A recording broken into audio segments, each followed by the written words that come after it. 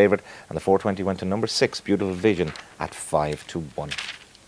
Well, next to Gaelic football, and the final of the O'Byrne Cup in Mullingar brought together arch Midlands rivals Laois and Westmeath under the guidance of their respective managers, the Kerry greats Mick O'Dwyer and Paddy O'Shea. Peter Leonard watched the action in this one.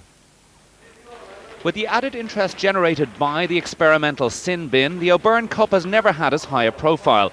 And coupled with the fact that it was a rematch of last year's Leinster final, a 15-minute throw-in delay was required to accommodate the crowd of over 10,000. Laois started in style, midfielder Mark Dunn giving them an early lead.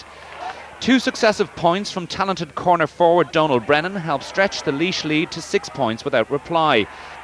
It took Westmeath almost 20 minutes to get a score, but then after a string of fine efforts like this from Dennis Glennon, they reduced the deficit to 1 point. Despite the heavy conditions, the match was free-flowing and produced only one sin-binning, Westmeath's Daniel McDermott getting the line in the closing moments of the first half. After the interval, Laois made the most of their advantage, Captain Noel Garvan coming up the field to add to their tally.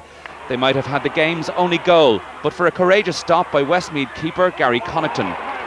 Alan Mangan did his best to keep Westmeath in the match, but yet another superb point from Gary Kavanagh emphasised the Laois men's superiority on the day. It was a team effort today. They all played marvellous football, and I suppose it's encouraging. But it's only the O'Byrne Cup. It's early in the year. We're not going to run away with ourselves at all. We know well what's at stake. It's only the start, but still, it's good to get a little bit of silverware on the mantelpiece. So that's a start today for us.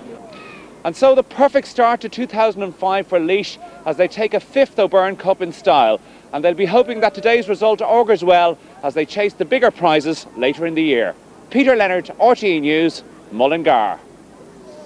Sure, it's only the O'Byrne Cup, but it went to Laois on a scoreline of 17 points to 12. And changing to the